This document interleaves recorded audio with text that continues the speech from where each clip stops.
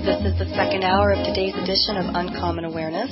And once again, if you missed the first hour, I'm your host, Dr. Lorraine Hurley, and our guest is Johanna Drbalowski, author of The Transformation Promise, and her website is quantumheartfield.com. Now, if you missed the first hour and you're just tuning in, I encourage you to get the archive because, we laid a lot of ground that really helped us to appreciate who this woman is, I think. And we left off with, some very profound things were stated. Love being not of duality, compassion being absolutely essential as we move through our lives. We talked about resistance and we talked about attachments, but I want to ask you, did you notice in the first hour how solid Johanna is in her ability to refrain from judgment? That's what I noticed when we're talking about experiences. She embraces everything. She's in the flow. There's no resistance. It is. Everything is. Everything's learning fodder. Everything is instructional. Everything comes from love. And so we can really begin to understand how to be in the flow and release our attempts at control. Now, she does discuss some individuals in her book that are really great examples for the concepts that she's sharing. And I think in the second hour we're going to talk about a couple of those examples and what they reveal to us about the ways in which we maybe set ourselves up. You use the example of Jake and Jake's story and how his words. And one of the ways that I have found that I can live more mindfully is to be very careful with my words, right? Yeah, words are very powerful. Yeah. Why don't you share the example of Jake with us and how you worked with him? You recorded a conversation. Just share that story with listeners. I thought it was really good. Well, just briefly, Jake was a war veteran, but also came from a very war-zone home and upbringing in a bad neighborhood. And his conversation, his words, he would always use fighting words. He would fight a headache, or his headache was killing him, or he had to fight a cold, or the way he described his work was always like somebody else would do a war report. So his entire life his words were still within the war zone that he spent the first third of his life in. And eventually we just recorded the conversation, and I just made him pick out the words, all the fighting words. And to him, that was like an eye-opening. He was not aware of it at all. And so he started just realizing that he enforced the war zone in his day-to-day life, always. And that was, again, the universe rearranges itself to accommodate what you believe in. So whatever it is you believe in and you voice out and give word to, that becomes very powerful, and then you will find the evidence. It will come to you. The evidence is provided. That is the answer from the universe. So if you're searching for bettering yourself, the answer will come to that. But watch your words and watch your thoughts and become aware of them.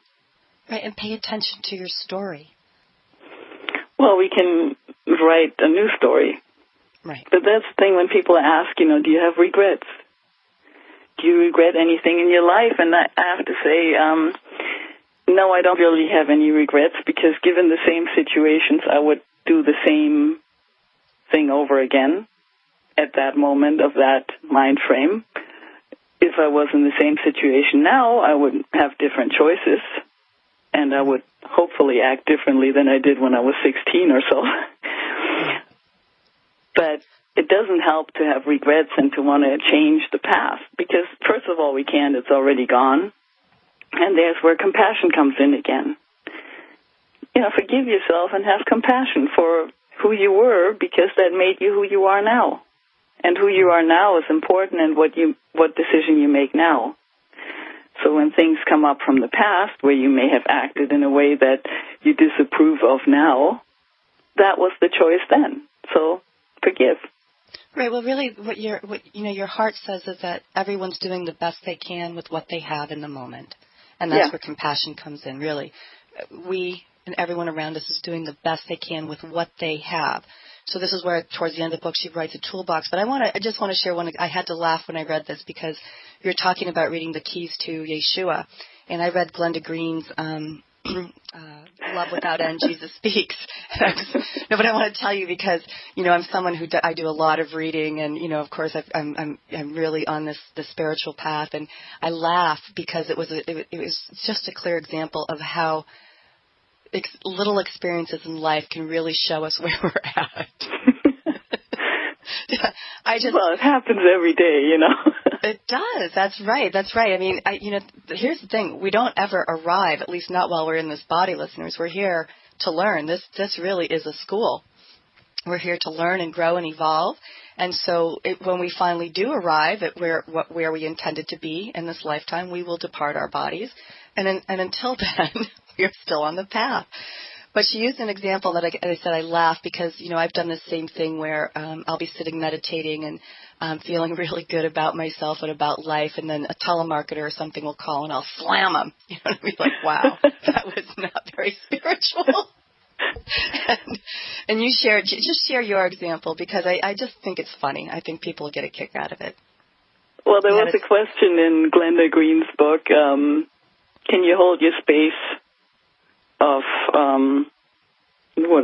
love. I don't have the book, but can you hold your inner space of love and compassion even when faced with adversity? And I was meditating and I was saying, yeah, sure I can. And just then the doorbell rang, and I was so sure it was, something really great coming into the door because I was in such a great space. And it was a person trying to convince me of their religion and calling me evil, and he wedged his foot in the door so I couldn't even close the door on him. And I get more and more angry, and I was ready to just smash his foot at some point when he finally took his foot out, and I closed the door and I turned around to go back to my room, and immediately when I turned around I thought like, oh, okay, I got it. I cannot hold that space, but I'm trying. And maybe next time I'll do better. And the funny thing was that he didn't knock on any of the neighbors' doors, just mine. So I knew it was just there for me to see that, don't get too cocky about yourself. Right. And I think, but you know what? You take it on with humor. And I think that's really important, is we have to learn how to laugh at ourselves. This didn't result in any, catastrophic consequences or anything like that. We will be shown exactly where we are. And if we're open to just accepting that, again, we're not in resistance. She could have made up all kinds of excuses, such as, well, he was really a jerk and he did this, and she didn't. She just kind of said, oh, okay, a little more work to do on holding that space. And, you use another example that I think, because I do want to get to the toolbox, but like I say, listeners, it's 160 pages. It's so rich. And one of the great things is that she shares her own experience, her own life so generously. It can be really hard, when you develop an idea that you should be a spiritual person, to want to deny, examples in your own life of, showing you that you just simply have more work to do. That's all. It's not about judging yourself. It's just simply acknowledging, okay, I have more work to do because this showed up, or I acted this way, or I made that decision. We hold on to things in our lives, and we don't forgive ourselves. We judge ourselves, and it keeps us from moving forward, or as Johanna would say, experiencing the wonderful, mysterious, awesome now that you are, who you are and what is here with you. The hardest thing to ever forgive, it's easy to forgive other people for what they've done to us and all that. The really hard thing is to see the horrific things you've done yourself in your life and to forgive yourself for it. That's right. To actually acknowledge that. That's the hardest thing to do. So compassion towards the self is extremely important. Right. Because we've all done things we're not proud of. You have probably done much less than I, but I've done plenty of things I'm not proud of. Say that. And say that. It doesn't help to dwell on it. It's, yes, I've done that. I know what that feels like. It's an experience. Right. And then you move on and you forgive yourself, because otherwise you stay in that structure, to use that term that I used in the book, of doing things you're not proud of, instead of moving to things you're proud of. When did you get exposed to the Ho'oponopono? I don't actually remember when I was first introduced to it, but the key is really that you find the thing that works for you to forgive yourself. So I found the Ho'oponopono to be extremely easy and effective. And even though it's more complicated if you really dive into it, which is a good thing to do. So it's good to look up and really study it in depth. But there's really just 4 steps to it. That even if it's something as much as abuse, then if you're being abused, that's part of your life. And it doesn't help to stay in that role of being the victim of abuse. So when you turn it around and you see that in order to have this experience of abuse, somebody had to abuse you, and this person had to have their own horrific life to get to be the abuser, and you take responsibility for the whole story. You take responsibility for their miserable life to play that role in your play. Right. There's our music listeners. We're going to break. It's such an eloquent practice, and she's added her own insights into the practice. So we'll talk more about that when we come back. And we're going to use an example. You say, oh, sure, you can forgive yourself for biting your sister. You're only 3. But there are people who've done things in their lives that they feel they absolutely can't be forgiven for. This works just as well for that, and we'll share some examples with you when we come back.